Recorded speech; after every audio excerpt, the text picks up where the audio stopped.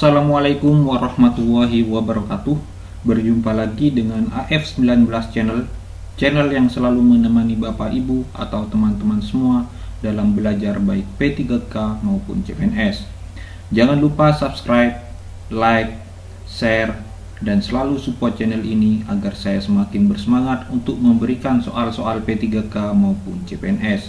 Jika Bapak Ibu mau request, silahkan tulis di kolom komentar. Nanti akan saya buatkan dan akan saya bahas di channel ini. Baik, langsung saja ke pembahasan soal nomor 1. X adalah guru di salah satu SD favorit.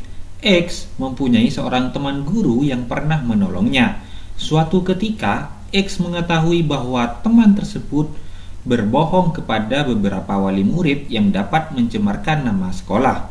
Jika X melaporkan pada kepala sekolah, maka kasusnya akan ramai dan teman tersebut bisa mendapatkan sanksi. Namun, bila tidak melapor, lambat laun nama sekolah akan tercemar dan banyak wali murid yang dirugikan. Terkait hal ini, menurut Anda yang sebaiknya dilakukan si X adalah A. Diam saja, karena kalau melaporkan kepada kepala sekolah, baik si X maupun temannya akan mendapat masalah. B. Mengingatkan temannya dengan mengatakan kalau melakukan lagi, maka ia akan melaporkan ke pihak sekolah. C. Mengingatkan temannya untuk tidak mengulangi perbuatannya dan membantu mencari solusi atas masalah yang terjadi. D. Meminta temannya untuk mengaku kesalahan di depan kepala sekolah. E. Mengajak dan menemani teman melapor pada kepala sekolah dan membantu mencari solusi. Ya, jawaban yang paling tepat adalah E. Mengajak dan menemani teman melapor pada kepala sekolah dan membantu mencari solusi.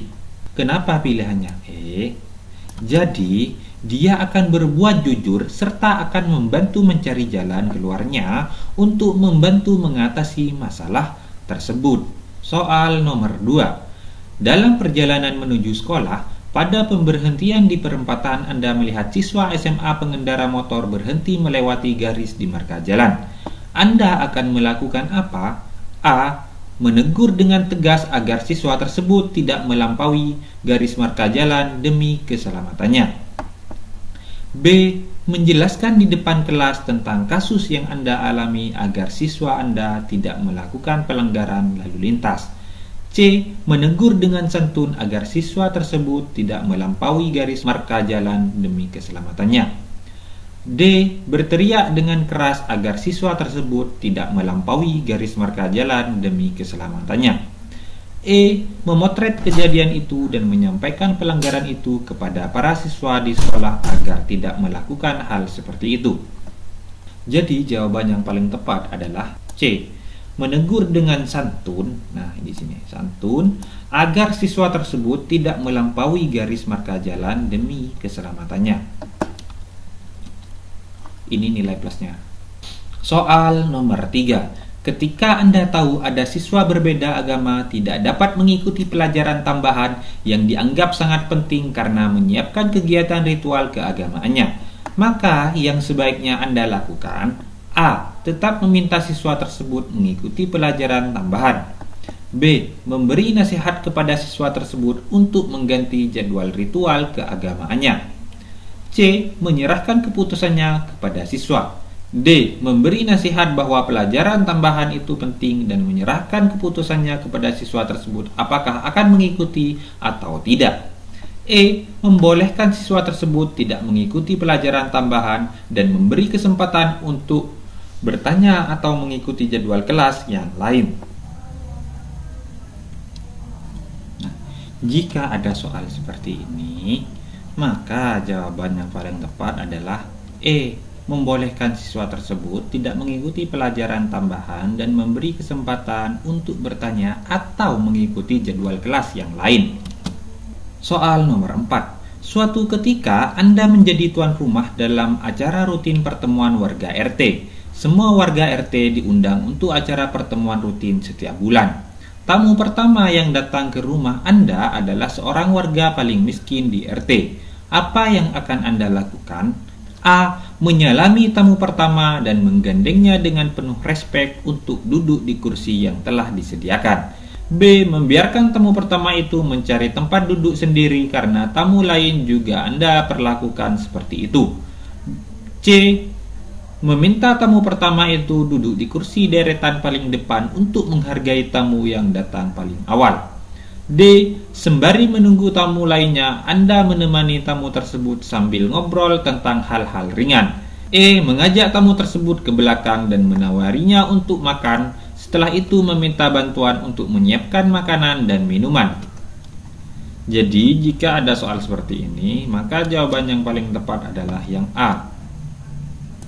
Menyalami tamu pertama dan menggandengnya dengan penuh respek untuk duduk di kursi yang telah disediakan. Soal nomor 5. Sekolah Anda pada akhir libur semester mengadakan study tour ke luar kota selama 3 hari dan Anda menjadi salah satu guru pendamping kegiatan study tour itu. Sesuai rencana, rombongan study tour akan tiba kembali di sekolah hari Minggu sore pukul 17 karena hari Senin adalah hari pertama masuk sekolah. Tetapi karena sesuatu dan lain hal, rombongan baru tiba kembali ke sekolah hari Senin pukul 3 pagi. Beberapa guru berencana untuk izin tidak masuk pada hari pertama karena kelelahan. Apa yang akan Anda lakukan? A. Tetap masuk sekolah meskipun tidak seharian penuh sebagaimana hari-hari biasa. B. Tetap masuk sebagaimana hari-hari biasa meskipun banyak guru yang izin.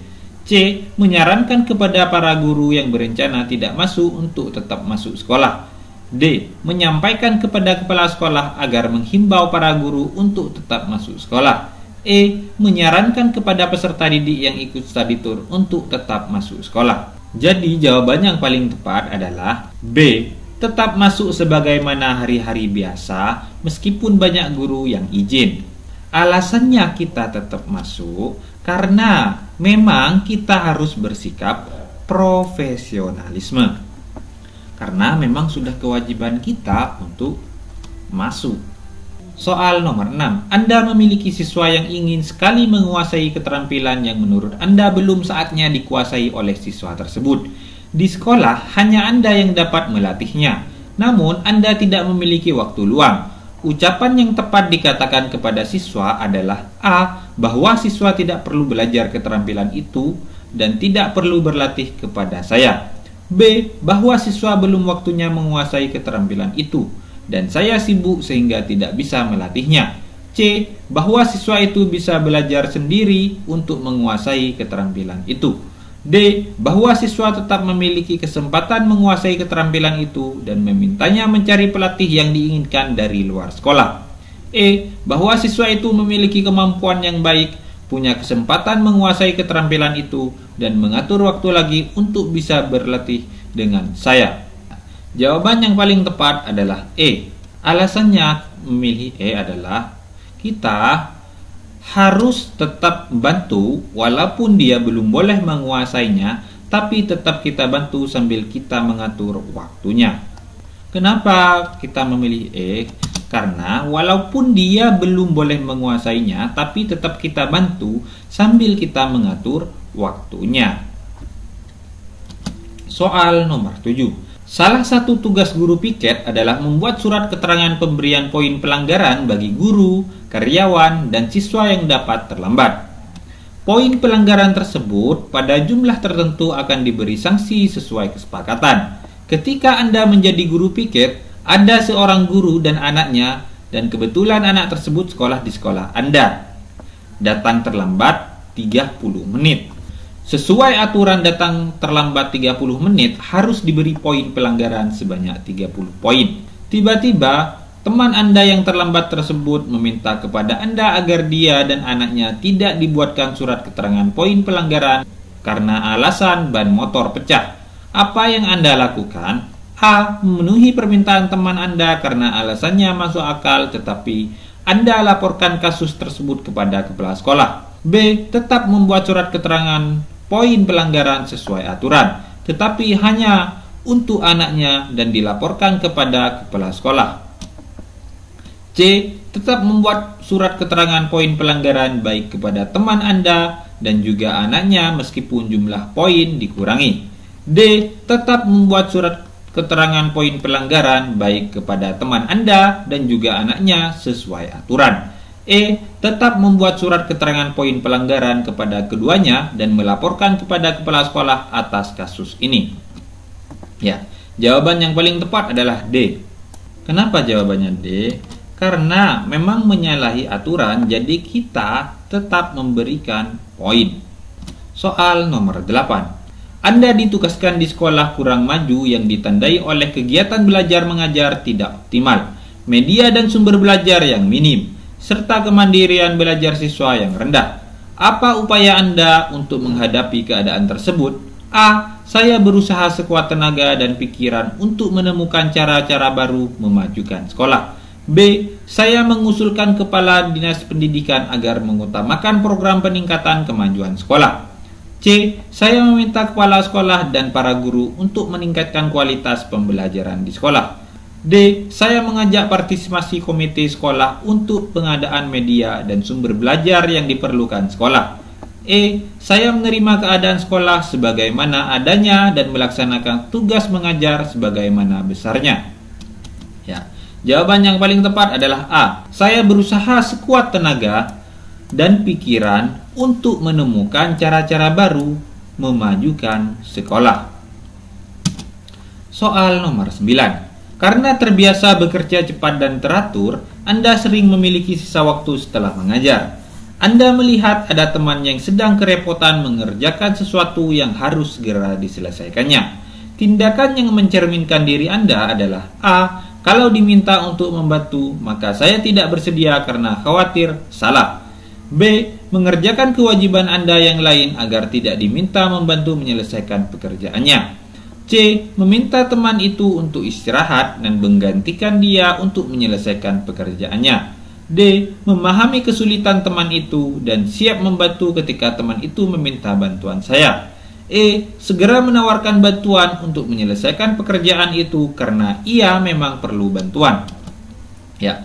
Jawaban yang paling tepat adalah E. Segera menawarkan bantuan untuk menyelesaikan pekerjaan itu karena ia memang perlu bantuan.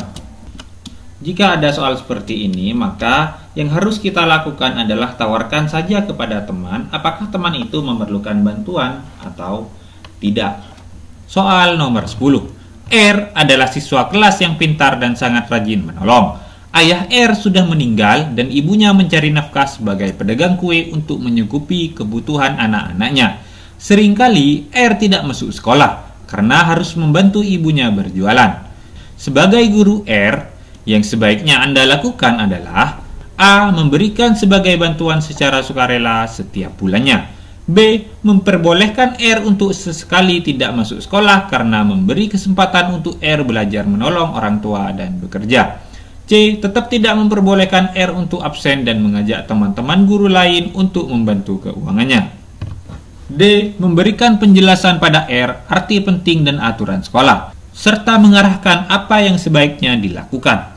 E. Memberikan penjelasan pada R dan ibunya tentang arti penting dan aturan sekolah, serta mendiskusikan bersama tentang masalah yang dihadapi.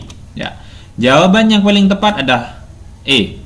Jika ada soal seperti ini, maka kita harus memberikan penjelasan kepada siswa dan orang tua arti penting dan aturan sekolah, dan selanjutnya mendiskusikan bersama tentang masalah yang dihadapi. Itulah video kali ini. Semoga video ini bermanfaat dan semoga Bapak Ibu lolos P3K tahun ini. Semangat terus. Wassalamualaikum warahmatullahi wabarakatuh. Here we go.